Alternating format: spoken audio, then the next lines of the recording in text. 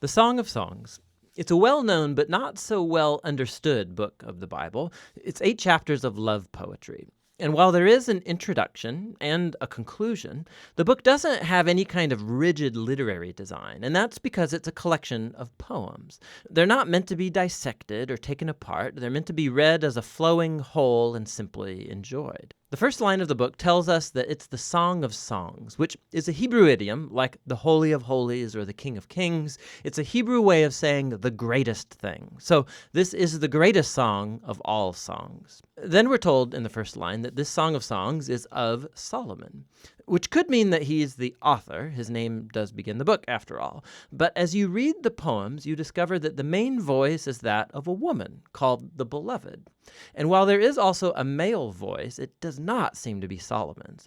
Solomon is mentioned a couple times in the poems, but he's never a speaker. And you do have to admit, Solomon is a very odd candidate as the author of this book, given the fact that he had 700 wives. For the lovers in the Song of Songs, they are the only ones in the world for each other. So the of Solomon likely means in the wisdom tradition of Solomon. He was known for his wisdom, his poetry, his love of learning about every part of life. And Solomon became the father of wisdom literature in Israel. And so his legacy is here carried on through a collection of love poems that explores the human experience of love and sexual desire. The opening poem introduces us to the basic theme of this book. We hear the voice of the young woman who delights in her man, a shepherd. Now, she's not married to him yet, but it becomes clear that they're engaged and they cannot wait to be together. From the introduction, the poems flow back and forth from the woman's voice to the man's, shifting from scene to scene without any kind of clear linear sequence or storyline.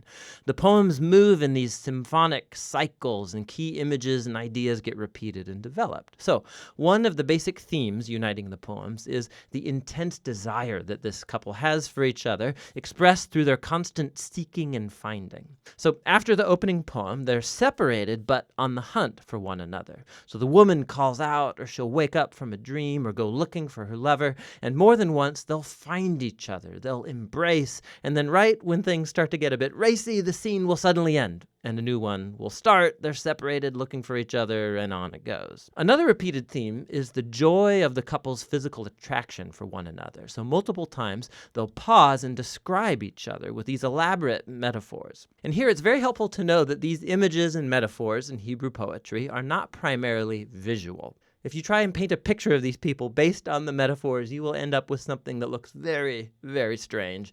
What you're supposed to do is reflect on the meaning of these images as they relate to the man and the woman. So you'll read through the poetic cycles, and the tension will keep building, and their desire and joy and attraction.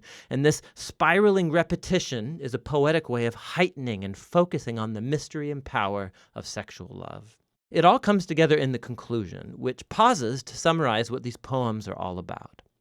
Love is as strong as death. Its passions are as severe as the grave. Its flashes are of fire, a divine flame. Many waters cannot extinguish love. Rivers cannot sweep it away. If one were to give all the wealth of one's house for love, he would be utterly scorned. The poem highlights the power and the intensity of love, how it's both beautiful but also dangerous. Like fire, love can destroy people if it's abused, or be life-giving if it's protected. Ultimately, love expresses the insatiable human longing to know and be fully known and desired by another. Love is one of the most transcendent and mysterious experiences in human life, and as a part of the Bible's wisdom tradition, this book says it's a gift from God. After this, there's an odd poem about Solomon trying to do what the previous poem just said was impossible, to buy love. The woman rejects Solomon's offer, and then the book concludes with the man and the woman. They're separate once more on the hunt for each other.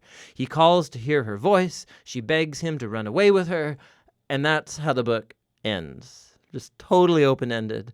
But that's a lot like love, which never truly concludes, because there's always more to discover and pursue in your beloved. And so true love has no end, and neither does this book. Now, through history, the big question raised by the Song of Songs is, what on earth is love poetry doing in the Bible? There have been 3 main interpretations of this book throughout history.